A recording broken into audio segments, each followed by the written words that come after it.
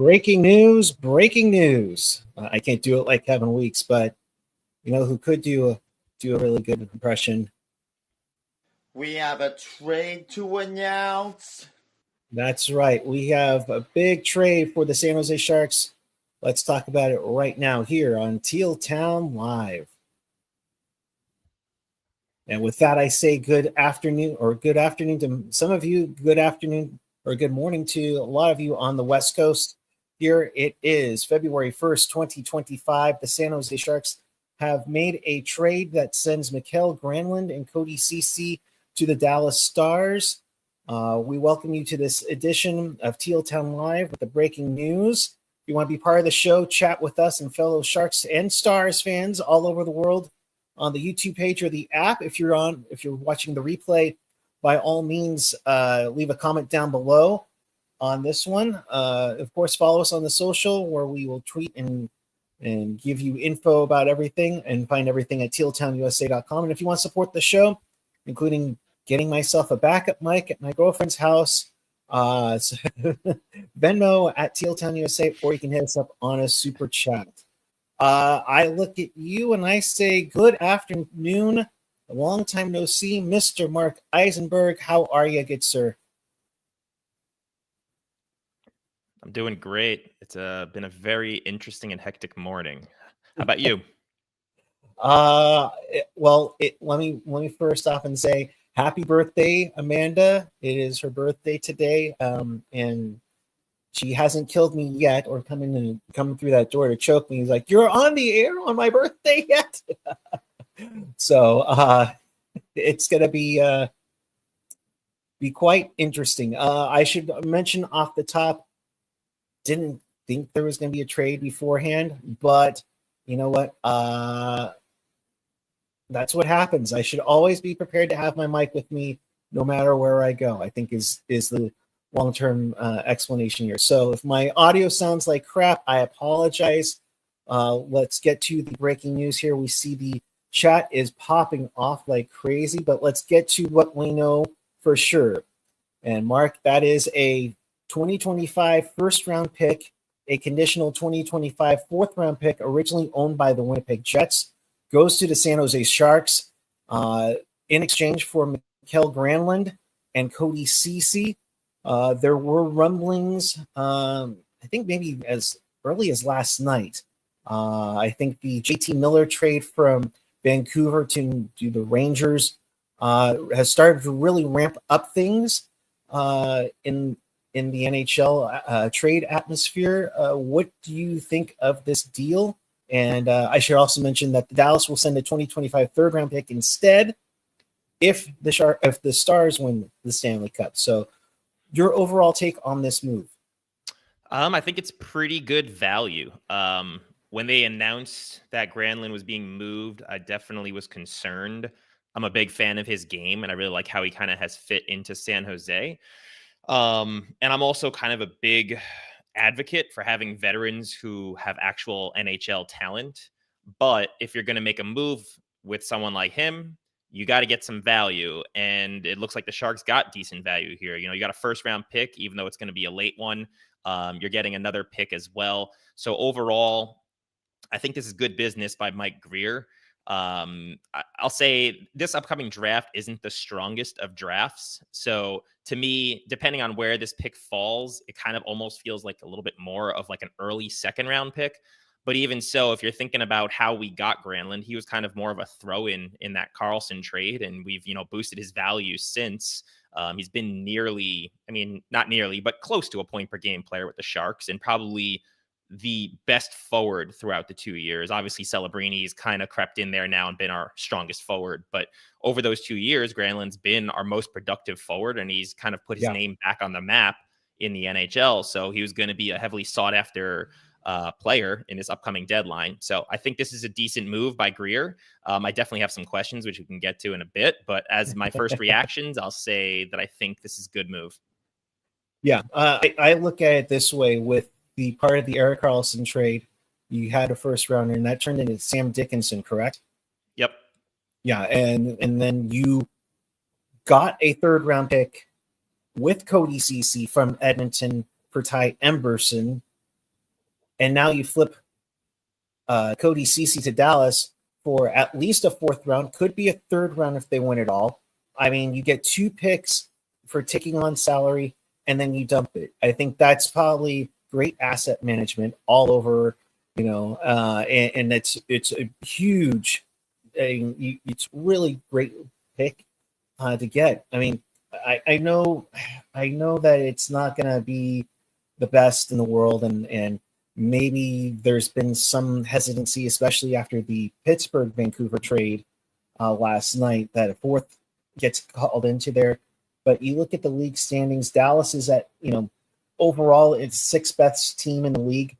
So, the 8th pick in this year's draft if everything were just a stand and pat as it does. But of course, that'll change depending on the success of the Stars in the playoffs. So it'll be interesting to see. But I mean, just looking at some of the reaction of it, I mean, I think this is really good. I know Rocks and Jaws is like, you disappointed with the weak return. I know people are happy with the 1st rounder, but it'll be a late 1st rounder. Would have loved for Marchman's kid to be part of the return. I mean, I don't think that was ever going to happen, though. I mean, when they signed him there, that was for a purpose. He's the kind of player you want there with the playoffs. I don't see a point of Dallas then sending him away. Yeah, Nick Mellon saying, so the Pens got a 1st for fringe secondary and defenseman no prospect, but we get a 1st and a 4th for Granlund and Ceci. Would have liked to see Kairoy or Bertucci come back our way instead. And Kevin mentioning that you would have had to add to get Marchment. That makes zero sense for either team to do. Would have loved it. It would have been nice to have a Marchment reuniting, but we'll see how that goes. I mean, if I'm not mistaken, he's a free agent after the end of the year, but I might be wrong on that. But I mean, and just looking through the comments really quick, another potential high-end prospect in the 1st round. I mean, you're looking good because, I mean, unless they make another move, Mark, I mean, you're looking right now, if things stand pat, 3 picks in the first 33 picks of the draft again.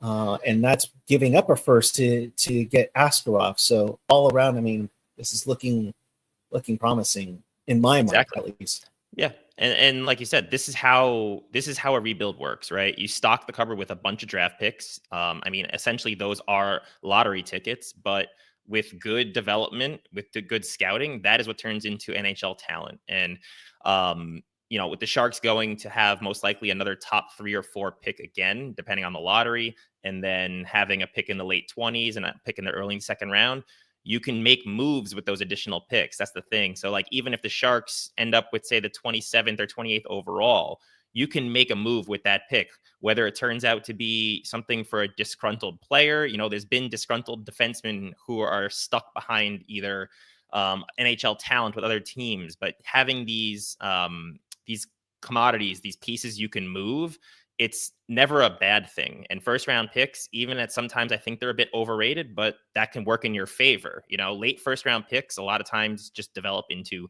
probable NHL talent, maybe not necessarily great game breaking. You'll have your rare players like a Pasta in the late 1st round, but for the most part, you're still hoping to get an NHL player. But when you trade that asset, a lot of times you can get proven talent. So right now, you just take that in for a guy you might be losing for nothing at the end of the season. I mean, we like Granlund, and it seems like he liked San Jose, but there's no telling what kind of conversations happened in the background. Maybe he wanted too much. Maybe he wasn't going to sign at a rate that Greer thought was reasonable. So you never know, but getting as much as you can for the player is what you got to do, and that's the best you can ask for your GM, and I think Greer delivered. And it makes you wonder what the Sharks can still do at the deadline, because this does open up cap space for them. According to Puckpedia right now, their current cap space is at a little over $18 million. Their projected cap space is at $7.16 million. So Sharks may not be done yet, but they aren't necessarily able to retain salary, of course. But maybe they can take on a bad contract to help a team get to where they want to go in the future too. So we'll see on that.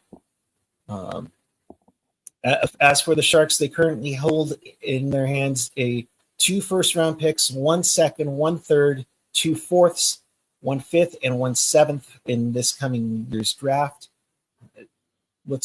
Remains to be seen as to what they will do. I wonder what is happening next. So we'll see. But looking in the comments here, Shoeshine saying getting another first out of the EK65 trade is fantastic. Marty, Buckeye and Mark in the morning. It's afternoon over for Mark. He's basking in the sun of the New York sunshine, if you couldn't tell by the rays sneaking on in. Is it cold out there? Is it nice out there in New York? Right through my window at this moment. It's pretty cold. For winter, it's decent, though. It's in the 40s today, whereas recently it's been down in the teens. So I'll take it. Yeah. Okay. Well, we just finally got rained out here. So, it's nice. It's a welcome thing. California needs it for sure. Ryan Bowlby, I don't think I've seen you in the chat here. So welcome. Hopefully, Cunnin to Toronto is next. That keeps coming up. Cunnin to Toronto, and it'll be interesting to see what happens. And Sleepy Mofo. If Cunnin gets the Sharks a third or even a second, then wow. And Pat, you're thinking that's wrong. Has to make the Cup Finals, not actually win the Cup. So they win the Western Conference. Thank you very much, Pat. Really appreciate that correction. My apologies. I got some bummed information on that. So definitely possible too, if you think about it. I think they're a strong team, and I think the West is definitely beatable, I'd say. So it's not going to be an easy pathway there, but I think Dallas, if there's a team you're trading for and with that condition, they're not a bad bet. No, they aren't. They look really solid there. I'm just waiting for them to announce that they re-signed Joe Pavelski out of nowhere. That'd be crazy. Then I'd be really rooting for Dallas in that one. Sleeping with made bundle that first late to move up though.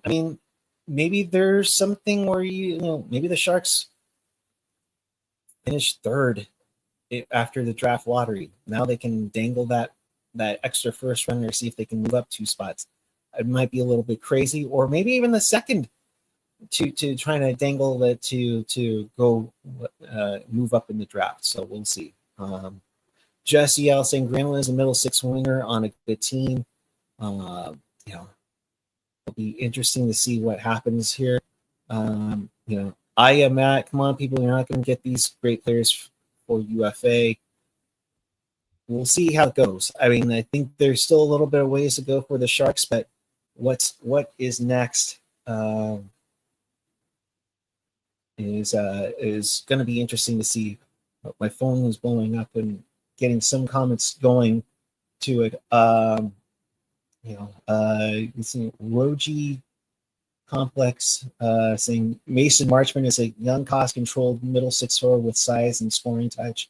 Insanely unrealistic to think San Jose gets him for a couple of UFA 30 players. Yeah, so I don't know. There wouldn't be motivation from Dallas's perspective, and you got to always think about these trades from the other team's perspective. And if Dallas is trying to go on a cup run, why would you give up that talent? I know the name that was floated was Leon Bexell, the young, massive defenseman. That makes a bit more sense because they have a lot of talent back there, and it's a guy that he's kind of caught behind the group and they don't necessarily need him for a cup run. Maybe instead of a first, he could have been included in the deal, but you're not going to be giving up proven talent on a roster when you're trying to win a Stanley Cup. Yeah, I can't see them making it unless there was something in there that's too good to pass up, or even more so. Like if it's maybe even like Zetterlund or something of that nature, you know what I mean? Where you're giving up a younger talent for that. I just can't see that happening.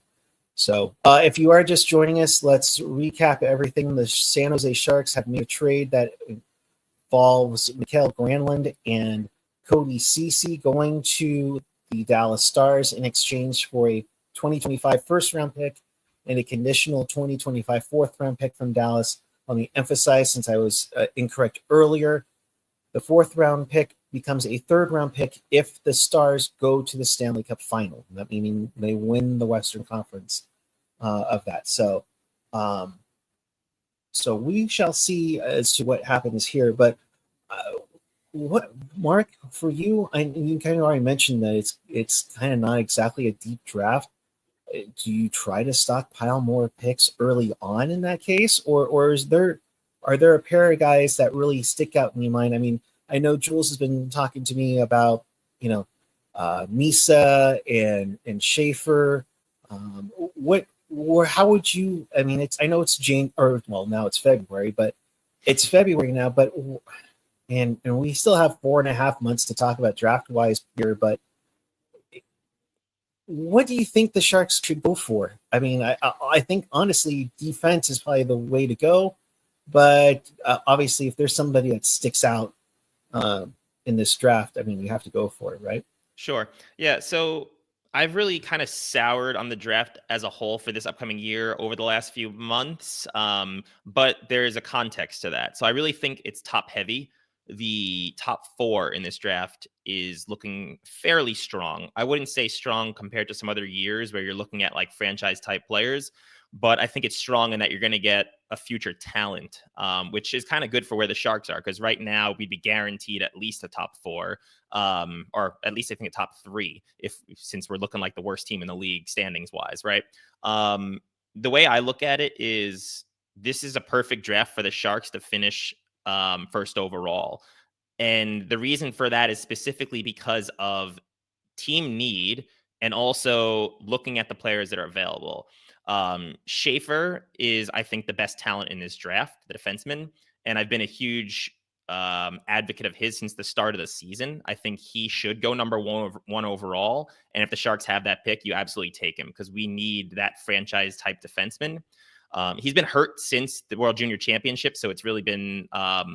I'm kind of hoping that hurts his value, to be honest. But he broke his collarbone in that tournament, and he's been out.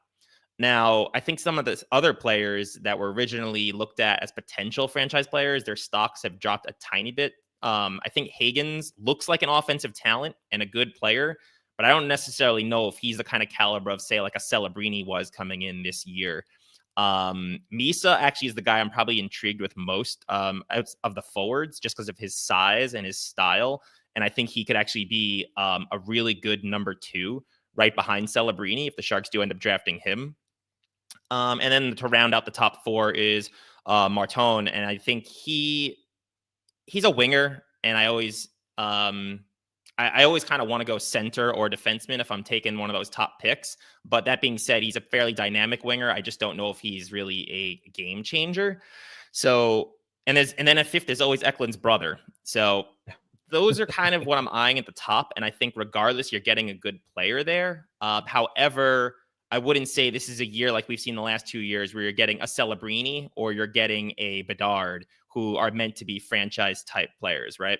So that's the top of the draft. But I would say as a whole, this draft is looking a little bit shallow in depth, which is why I don't know if I look at the top, that first round pick we're getting from Dallas as quite as valuable as some previous years. There's still some time. A lot of these players still will show more over the coming months, but just looking back a couple of years, I don't know if you're going to get a player whose profile is as strong as, say, Musty's was late in the first round this year.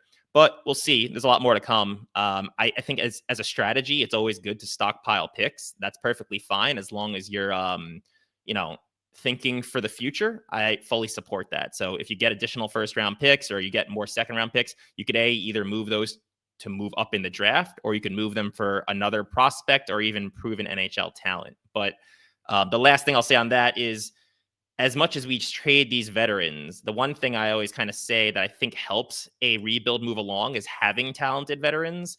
So I really hope Greer does address that to some degree in the next, I'd say, 8 months before next season. You don't want Celebrini, Smith, and all these young players perpetually stuck in terrible, terrible seasons or terrible environments. Right. That can get toxic after all. I mean, just look at Bedard this year. He looks pretty defeated. He looks pretty down. Like, you want to give them talent to play with. So I'm not opposed to moving a guy like Granlund, but I hope they are able to bring in more veteran talent over the next 6 to 8 months so that coming into next season, it's not necessarily a playoff push, but you're giving guys like Smith and Celebrini someone with talent to play with. Completely agree. on that. I think that's why I think they brought in Wenberg and Toffoli to kind of start doing that. Hasn't turned out too greatly in the standings wise, but we'll see how it is. Now joined by Mr. Ian Reed. Ian, good afternoon, sir. Apologies for my audio. Let's get your intake on this deal from your perspective up there. I'm pretty bummed about it. Like, look at Mikael Granlund came in. Like, when he came in, he was a cap dump, right? Like, they had to bring Granlund in to make the cap work for the Erik Karlsson trade, and it was such a big win for the Sharks because I think that he gave them the ability to put together some decent forward lines. Like, look what he did with William Eklund. Look what he did with Zetterlund. You know what I mean? Like, so he's come in and he did some really good things here. And much like when Mackenzie Blackwood left, I'm gonna miss him. I think it kind of sucks. Getting more picks is obviously always a good thing. I was listening to what Mark was saying about the draft, and I do concur. I think that the higher, like, this is going to be a later round pick, and I don't know what you get with that pick, but you don't always have to make that pick either. You can use it to get someone else or something else. The only thing I think that I would get concerned with, and maybe this was a case of Granlund just didn't want to stay. We don't know what the negotiations look like, but at some point we do need people to stick around. At some point you do need some veteran guys that are going to be around to play with the kids and to get this thing moving forward at some point. And anytime you get in a rebuild situation like this, you always get worried about just being stuck in a rebuild perpetually. Yep. And I think that is the only thing that I get concerned with here, is that the hardest part, I've always said this, the hardest part of a rebuild is ending it, is knowing when to move forward. And I do get worried about, just kind of being stuck in a perpetual rebuild where guys come in and they're not here for the long term, and it's just a constant rotating cast of veterans leaving at the trade deadline and more picks coming. But eventually, like, you have to move forward because you don't want to be Buffalo. It sucks that that Buffalo gets picked on but unfortunately they're the poster child of being stuck in a rebuild for a quite considerable amount of time. So yeah, and look at, and I don't want to say, like, it's just obviously it's a concern, but it's not like a super concern right now, because Mike Greer's been here for 2 years, and the rebuild started with Mike Greer's hiring. So I know some people are gonna be like, oh, well, Ian, calm down, like, it's year 2. But when you look at what a guy like Mikael Granlund did on this team, it's unfortunate, like, that he couldn't be a solution, even if he's not, like, maybe he's not on the team at the very end of this thing, but he was a nice guy to have on the team and kind of, help them play some respectable hockey up until recently. Like, the worst part about this to me is, like, the way the Sharks have kind of slid into unrespectability lately, and I don't think this addresses that at all. It makes it worse because you're not bringing anyone in, you're moving more guys out. And considering 5 out of the last 6 games the Sharks have given up 6+ goals, with the exception, of course, of that Pittsburgh one, which just tells you how bad Pittsburgh is. Kidding, Pittsburgh fans. I know, don't show me your 2016 ring about it or anything. But I mean, it goes to show you that this team still has a little bit of ways to go. And let's be honest, I think a part of that end of that road trip, Granlund, I think, had like 2 goals, 3 assists. I think against Boston and Nashville at the end there, and just went on, or at least 5 points in that week. Mm-hmm. Keep considering that you're losing that goal scoring and that scoring and that assist touch. And also now, I mean, what does that do? I mean, I know Eklund was up on that 70s line with Toffoli and Celebrini. What does that do for Zetterlund now? Zetterlund's looking around like, okay, at least I got some chemistry with Will Smith going on, but that's another key there. I was going to say the Will Smith piece, because I think Smith has been at his best since that line has been rolling the last few weeks. You've seen him. What is it, a 6 or 7 game point streak? He's been actually looking constantly in the play. I think he's been a lot better over those last 2 weeks. So I'm just a little bit concerned about breaking up that line. I know that wasn't probably a long-term thing anyway, but I liked what it was doing for Will Smith's game. Yeah, I mean, look at like the Sharks aren't like completely barren in the center position. Like I think Mikael Wenberg can move up to the second line center role, and I think him and probably if you put him and Zetterlund and Will Smith together, I think that would be fine. I think Will Smith had some success with Wenberg as his center, so I'm not super worried. Again, like we all know the score this season. Like this season was never about winning. So I think it should be fine. It'll be interesting to see who they're going to call up now, obviously. But yeah, I don't know. It sucks. And, some people in the chat are saying like Granlund could come back as a free agent in the summer. I think they could, but I feel like if he wanted to be here, they'd probably extend him based on what he's done, don't they? Yeah, right. And that rarely happens. I see people a lot of times talk about that online, but we were even saying the same thing when Duclair got traded, right? Like he liked San Jose. We're like, oh, he'll probably come back, or he possibly could come back from the offseason. But I feel like that's more of a fan dream than actual reality. I mean, how often does that actually happen where a team trades an upcoming free agent, and then they come back to the team in the following offseason? It used to happen. It used to happen more often. Like it was a thing for a while where it generally happened, but I feel like now in the cap era, especially now that like for some guys, like obviously the guys, it's like, oh, well, this guy's going to come back and he's going to sign for 8 years. Not saying we should sign Mikael Granlund for 8 years at this point, but I think that partially, obviously extending as a part of the team can potentially get you more years. And I think that hurts the idea of someone going away and then coming back.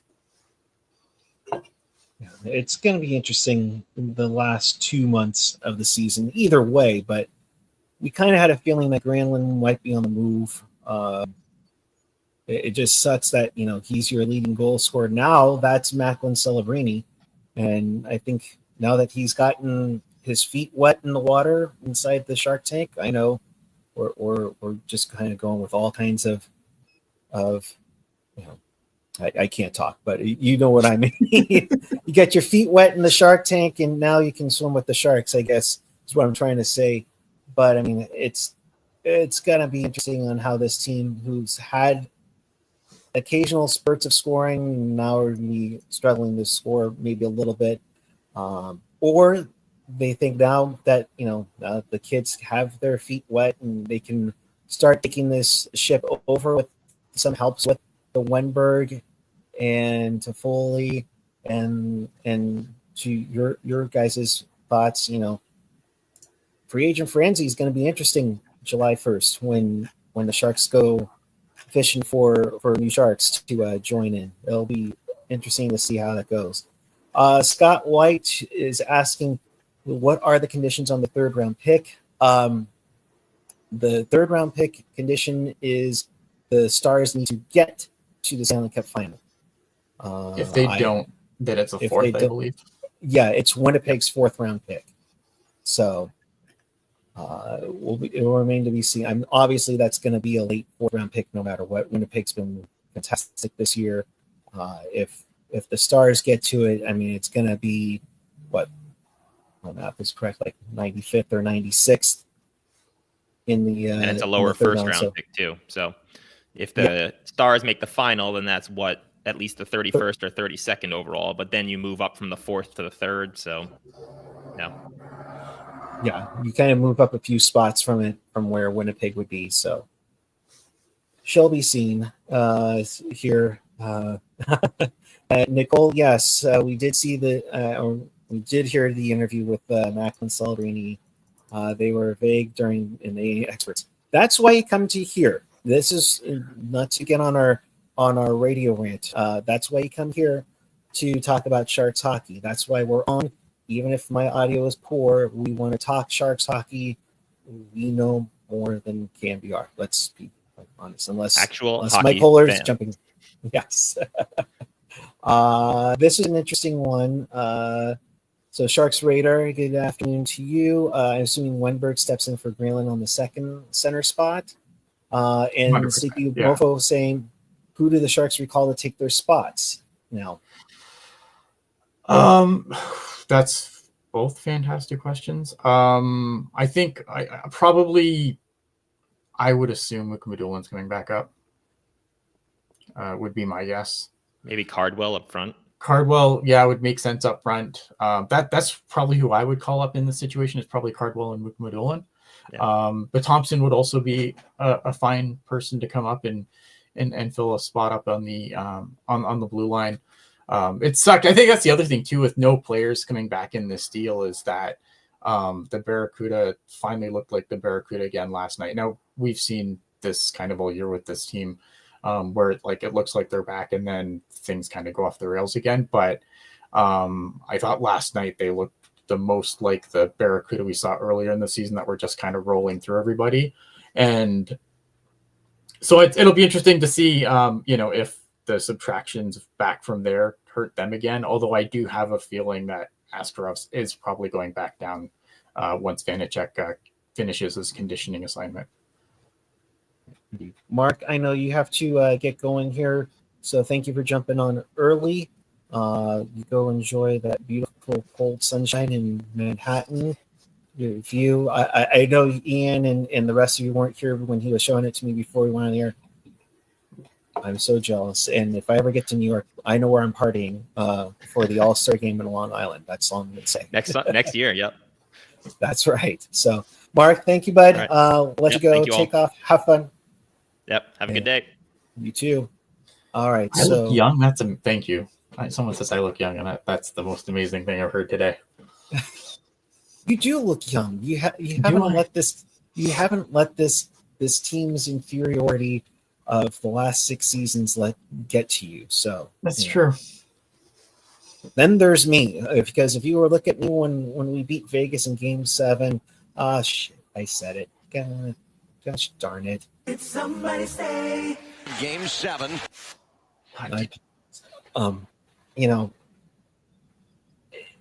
You've seen the age come along for years. But Ian, just kind of continuing on here. I mean, that's a tough one, because Granlund was the backbone of this team. Really, it sucks. Yeah, it's like from a person perspective, it sucks, right? I really like Mikael Granlund and what he brought to this team, and I kind of thought that going forward, he was a guy that you'd probably want to keep around. We don't know if Logan Couture is ever going to play again. So next year, right. I think finishing the season with Celebrini and Wenberg as your 1-2 is fine, because again, we know the scores, we know what the end goal is. It's another top 3 pick. But I don't I'm curious to see what Mike Grier is going to do in the summer, because I don't think that's what they want to do next year, right? I don't think that would be an amazing solution next year. Maybe Will Smith, they can try him back at center, and maybe he can finally take off in that position. But I don't know, man. It does sucks. help that they're going to have a lot of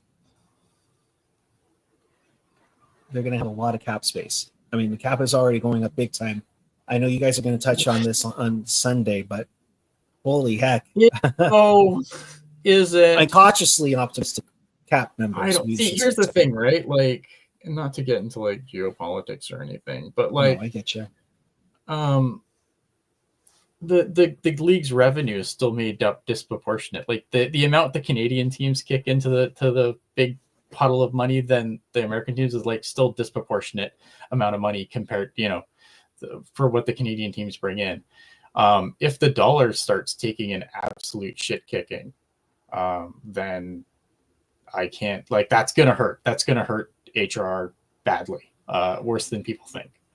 And I don't think that, and I think if that happens and if things continue the way they look like they're going, I don't know if the cap is going to go up as much as they're optimistically projecting it. And I always feel like they do this every year. There's this big projected cap increase, and then it never actually turns out right.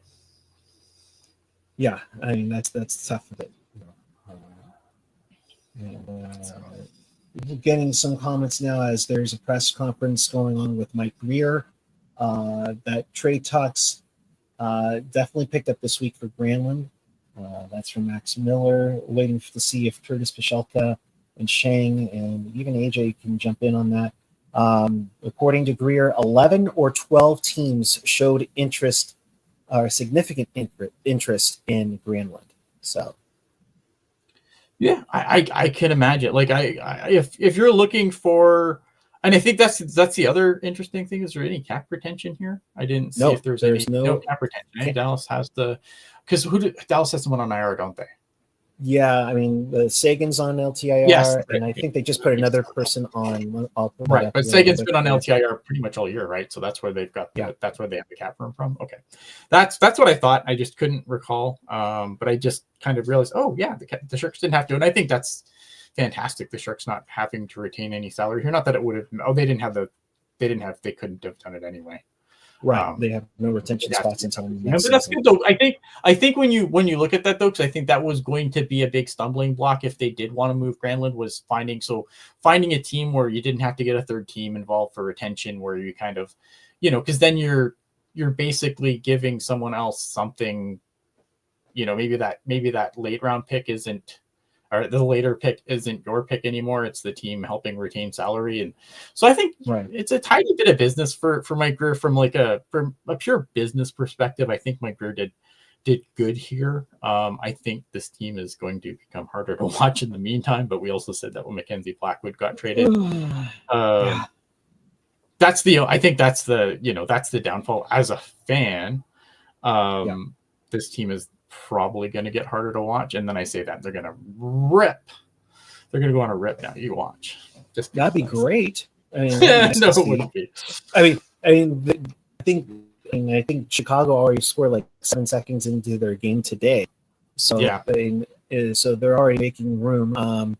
As of last check, let me reload Tankathon. No, we aren't playing it today, gang. I'm sorry to disappoint you here. But, even though Chicago's got 3 games in hand, they're already up 1 point on the Sharks. So things are already looking good in that part for the best odds. Let's see. Shang is now saying Greer says that Dallas basically met the Sharks' price for Granlund and Ceci, which is why they moved in on this trade. And as they mentioned, as Greer mentioned on Tuesday at the State of the Sharks, they already had their pro meetings as to what kind of value they were looking for Granlund among their trade assets. So it'll be interesting to see what else is going on here. Nobody in particular is on waivers, according to Elliot Freeman. Decided to Giuseppe and Actel. In Washington, Actel clears, so contract will be terminated there. On the Dallas side, they're all in, Ian. Yeah, well, they have to be, right? They have just a 3rd round, 2 5ths, a 6th, and a 7th coming in this year's draft. And this, look at, I mean, if you're not drafting in the top 5 in this draft, like, that's a good place to be. Like, I think for a team that's all in, like, this is a good team. This is a good year to kind of be all in. Because I agree with what Mark said earlier. Like, outside of this draft is incredibly top heavy, but I think after that, like, look at, like, I'm not to say that, like, if you draft at 7 or later, you're not getting a player. Like, you're probably going to get a player, but it's not. But I don't think this draft class is as stacked as previous draft class. And I think even at the top, like, there's 4 or 5 players that I really like, but none of them are, and Mark said this earlier, and I completely agree with him. Like, none of them are Macklin Celebrini. None of them are Connor Bedard. Like, I like Matthew Schaefer, but he is not Cale Makar. Sorry. Yeah, he's not. But I think he's a good player. I think he's a really good player. And I think whoever gets Matthew Schaefer is going to be absolutely lucky to have him, but he's not Cale Makar. Yeah. It's, you're getting draft picks. You hope that they develop and work exceptional. So we'll see. Definitely still a call for why the Sharks not go after Dallas's defensive prospects. I mean, I don't know. Maybe Dallas didn't want to part with them, and Mike Greer is happy with the picks. It's a good question. I think that it depends on what Dallas wants to do, and if Dallas walks away, like I think the worst thing you could do if you're Mike Grier is keep these guys until the end of the year and have to and let them walk for nothing. Yeah, I mean, You know that's what I the mean? worst part. Like, that would be the worst thing that could happen, right? So if Dallas is like, no, we're not thinking about these prospects, and that becomes a deal breaker. Okay, so fine, you don't make the trade, but then you end up with these guys for nothing, and that's the worst thing to happen for a rebuilding team, is to be a player who, to retain guys till the end of the season and then have them walk for nothing and you gain no assets. Right, and you get nothing for it. They walk. You get nothing, and then you're starting to hear us crying about, well, they should have tried to get something for them in some form. Mike Grier got something in some form. Let's be brutally honest in here. So Grier says he doesn't think he can replace what Granlund brought to the room from a leadership standpoint for the rest of the season. Hopes the young guys take what they've learned. Excuse me. Here's the next question then. Granlund had an A on his jersey. Yep. Do we even think about putting an A on Mr. Bordelot? Wow. Excuse me, Celery. I blame Mosasaurus for that. Darn you. But do you blame do you put shut up. Do you put an A on Celebrini right now? It's a temporary A, and I think put the C on Celebrini right now. Give me a second. I'm gonna put this dog outside to be in the door. The poor dog is missing Mikael Granlund and Cody Ceci already. He's pretty upset about this. Go ahead. Give me a second. Right back. I would put the C on Macklin Celebrini right now. Gotcha. Your dog disagrees apparently. But this is kind of why the Sharks have the 5 assistant captains, is when one or two of these guys move, the others can wear it the rest of the way. So honestly, I don't think they're going to put an A on Bordelot right now, but they'll probably put one on either Goodrow or Toffoli or Cunning for the rest of the year to fill in for that. Maybe after next season, we'll see. Yeah, Lord, I know. I'm just, so we'll see. Teal,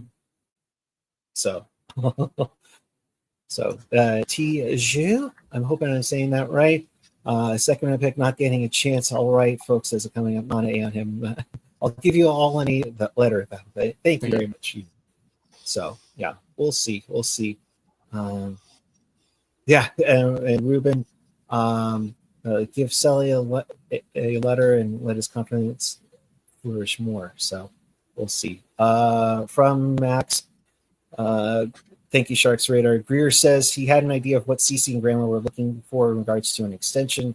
Says it didn't impact too much, but might have played a little bit of a role on there. So yeah. I think as much as I like Mikael Granlund, I think I like what he's done this year, but there is a point where you look at Mikael Granlund's age and you look at what he might want, especially in term. I think that's the concern that I would have with Mikael Granlund if you were going to keep him around long term, would be how much term does he want, right? Because the last thing you want is a guy who, you start turning things around, and then a guy who's really good right now, but as Father Time comes for us all, you don't want to have like a really bad contract on the book when things are finally starting to take off. Because again, Father Time comes for us all. So I would have been super concerned about Granlund, if he wanted like a 5 or 6 year extension. Then we're talking, that's crazy, right? Right. I mean, 32 years old, that'd be a little stretch for what the Sharks, I think, want to do. So, Dave mentioning a good point. The Sharks now officially have no one going to the Four Nations face-off. I wonder if that had any effect on this on why trade down.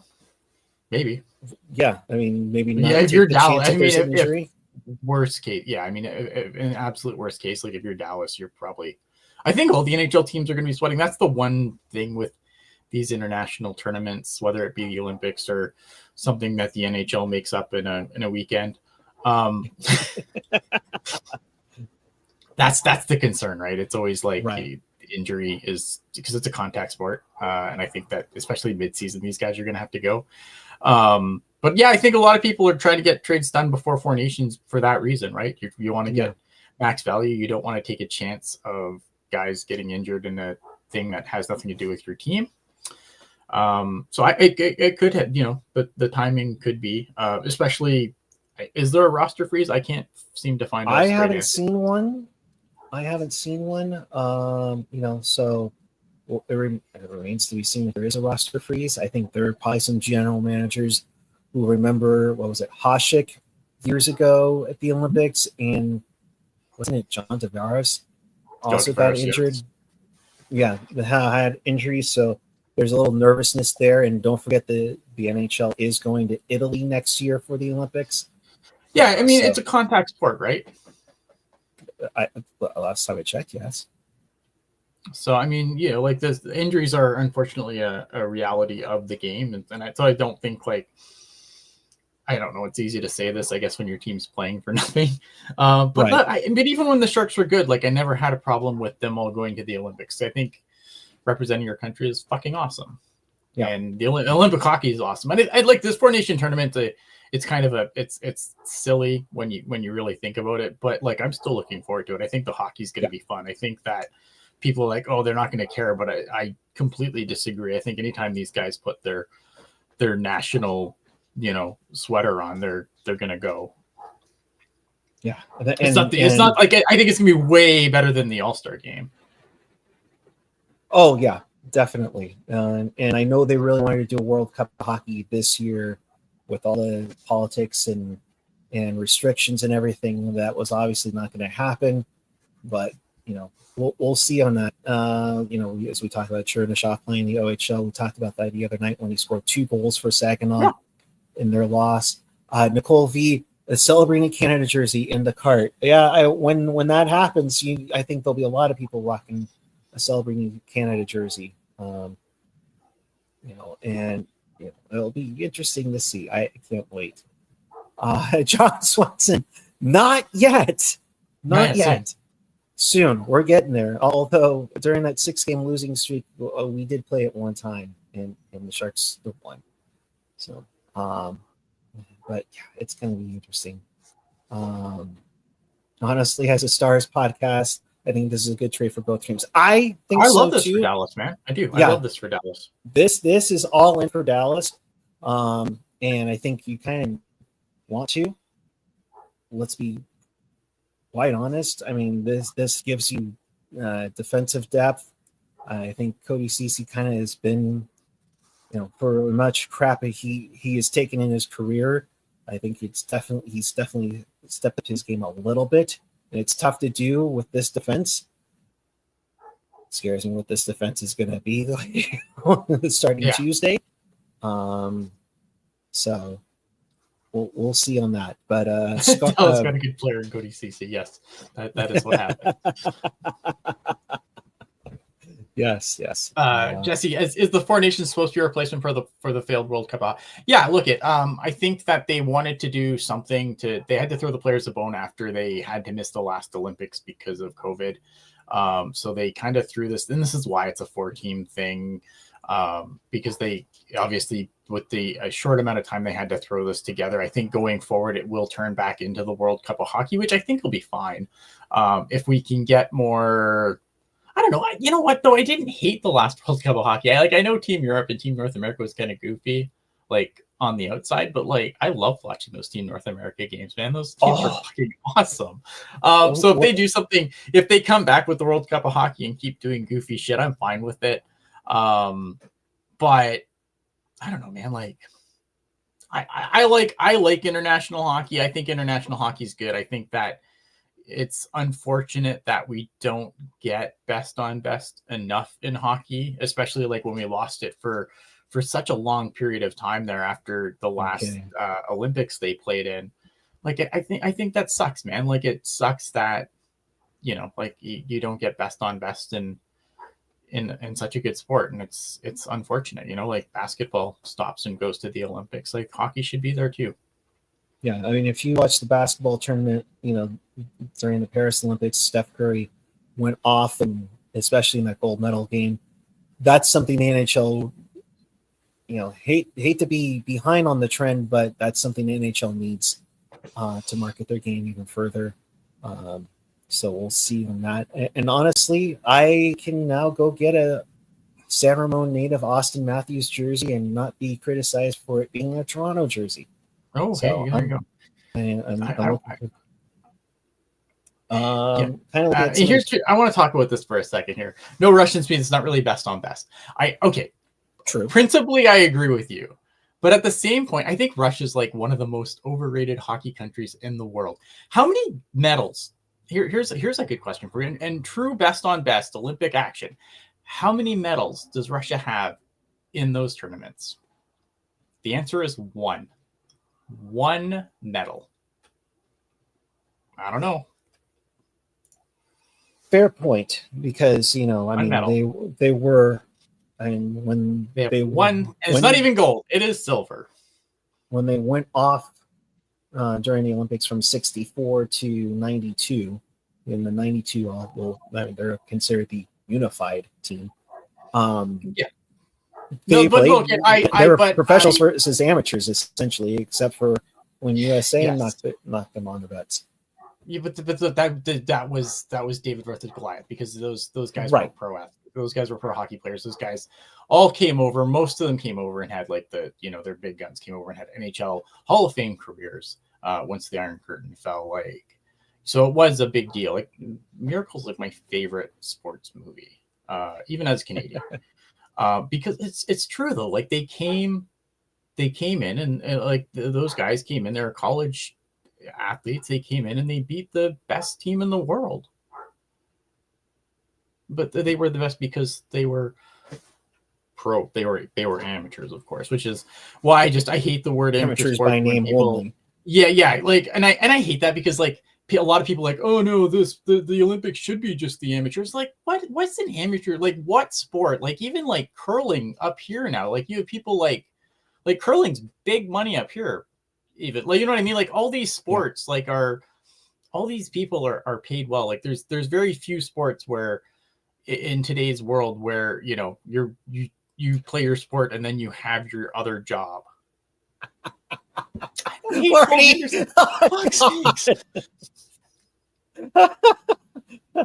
Well, I don't see a movie about the 72 Summit Series. So how dare you? Yeah, there should be. Oh, that was funny, but I'm not knocking the. Again, like, that was fun too, right? No, the Summit Series, like, all these things are obviously before my time, or at least at a time where I was not old enough to enjoy them. But to double down on what you're saying, I mean, most of those gold medals, it was just the dominant amateurs versus amateurs tournament in the Olympics. And now that it's been Marty's saying we had our miracle before then, but was it a miracle? Like, we're Canada, we're the best fucking hockey country in the world. For now, like, those were NHL guys, like, the Espositos, like those were NHL guys playing the best the Russians had to offer. It was not the case for the Americans in the Olympics. I'm not trying to take anything away from the Summit Series. Like, it was awesome, but a little more even playing field than what the Americans had. Right. Sharks Raider, thank you for getting what I was just about to say on here. You never know what the market is. You set your price that you think on a player, and if someone's willing to step up to do early and do it, sometimes you got to do things earlier than you wanted to. So we're starting to get more comments out of the Greer one. Some other ones saying from Curtis Pashelka, Greer said there'll be recalls from the Barracuda, maybe a young guy or a veteran to help fill out the roster for the next week before the break. Shang also saying Greer says he had a sense of what Granlund and Ceci were looking for in free agency. We kind of covered that already. And Curtis again, Granlund and Ceci are two players that did really well for us, and we valued. We set our price out, and Dallas was ready to meet it. So that's how I look at it for in that standpoint. They just matched what they were expecting, and And Yeah, like again, I think I look at I don't hate this trade. I'm sad to see Granlund go, but I understand the logic behind it. I get the reasoning. It's the same thing. It's like this is going to be, I think, the hardest part of being Sharks fans through this type of through the situation is that there's going to be players that are going to stand out, and they're here for a good time, not a long time. Yeah. And that's Max not even also that good of a time. Max also mentioning, also Breer says Smith is an option to go back to center. This says the decision is up to Warsofsky most likely. So Yeah, I mean, look at I think eventually yeah. Will Smith will go back to center and it'll be fine. I don't think that should be right now. No. So it'll be interesting. And of course, here's the best part about this, though, Ian, is that they have a few days to figure this out. They have today. I think they have tomorrow off for. They're doing the sampling for the Sharks event, or the Sharks Foundation. Then Monday, and then they play Montreal on Tuesday. So they have time to figure that out. Yeah. So John Swenson with a $5 super chat. Thank you very much. Your super chats go to help keep the lights on and making sure I don't have to pay $11 billion for everything, the website or SoundCloud or the $300 kajillion that Ian uses for StreamYard. Sadder to see Granlund go or Blackwood. What are your defensive pairs moving forward? Oh, I don't know if I could pick.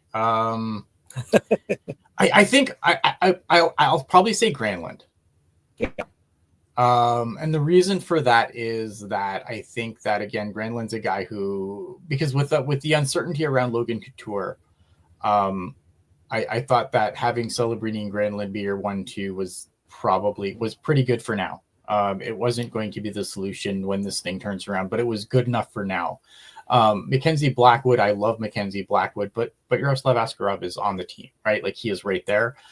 So I think that when Askarov came, Mackenzie Blackwood was always not long for this world. Yeah. So like Mackenzie Blackwood was never going to be here long term. Like as much as one wants to drill at the tandem of Blackwood and Askarov, but Askarov was never going to, like, Askarov's going to be the number one guy. And I don't think Blackwood was going to be happy being here for any stretch of time, knowing that he was always going to be the B of that tandem.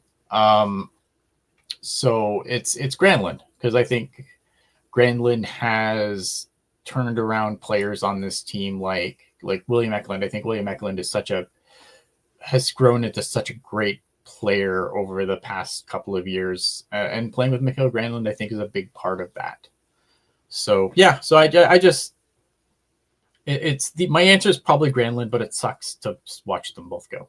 Yeah, I'm kind of in agreement with you. I think we kind of knew with Blackwood that there was going to be a move eventually, especially when Askarov gets here. Granlund was one that we're kind of, maybe you should stay to kind of keep this thing going. So yeah. So I think we've kind of exhausted everything that we can. Again, one more time, there is an error on this graphic, but pardon it again. The Sharks acquire a 2025 first-round pick and a conditional fourth-round pick. That's Winnipeg's fourth-round pick. Dallas will send a 2025 third-round pick instead if the Stars go, not win, go to the Stanley Cup Final. Dallas will get Mikael Granlund and Cody Ceci as they make a major cup push on this one. They only have like a handful of draft picks and only one in the first 128 picks of the draft. So it'll be interesting on there. One more thing before we go. Curtis Pichelka, Greer on Dallas's first rounder. We should be able to get a good player with that pick between our pick, that pick, and the pick we have at the top of the second round. Those should be 3 more really good players here that hopefully will be part of our core moving forward. Yeah. So, and the other thing too is, like, you can always, like, as you get closer to the draft, they can do what they did last year, where they where they took a couple of picks and moved up to get Sam Dickinson. So, just because that's where they are going to draft today does not mean that's where they're going to draft when they hit the floor. Yeah, it was the Buffalo trade to move up, and they sent the extra first and the Detroit pick from Jake Wallman to move up. If I'm not mistaken. It sounds right, but I may be wrong. So I don't know. Gotcha. Well, in that case, let's wrap this thing up. In case you missed anything, or you want to watch this again, check us out on tealtownusa.com or wherever you get your podcast. This will be up shortly on the audio side on wherever you get it, either Apple, YouTube, SoundCloud, Spotify, TuneIn, iHeart, Odyssey. Of course, if you're watching us on YouTube, I see over 116 of you liking or on there. I want to see like at least 100 likes. That'd be great to have right now to really help us out to get the word out about this podcast. We greatly appreciate it. 26. I know we can do better than that. Come on, people. Let's get those thumbs up. Those woodish thumbs up. Poor Jules. She's playing hockey right now. She may not know what's going on. But Ian, your final thoughts, and of course, talk about what's going to happen Sunday. So obviously Sunday, Pucknologists, me and AJ will break down the week that was. We'll probably have a lot more to say about this trade and everything else that happened this week. Aside from that, I think when the Sharks do good, it's good, and this is good. As much as maybe it makes me sad, it's good. Yes. He is at Ian Blogs Hockey on the Twitter, and I believe it's also your handle on Blue Sky. Thumbs up, help PD and hungry animals. My dog just wanted to go outside. I'm at Puck Guy 14 on the Twitter, Instagram, Blue Sky, Pink Sky, you name it, you love it. Again, we'll be back with you unless something happens Sunday night for Pucknologists at 7 p.m. For now, it is Amanda's birthday. I need to go celebrate it because, yes, and we're hungry too. So thank you for watching. Appreciate each and every one of you. Thank you for understanding with the audio with this emergency pod. So appreciate you all. And until then, keep it real, keep it teal, keep it real, teal. We will see you next time for Pucknologists at 7 p.m. on Sunday. Have a good night, everyone. Okay.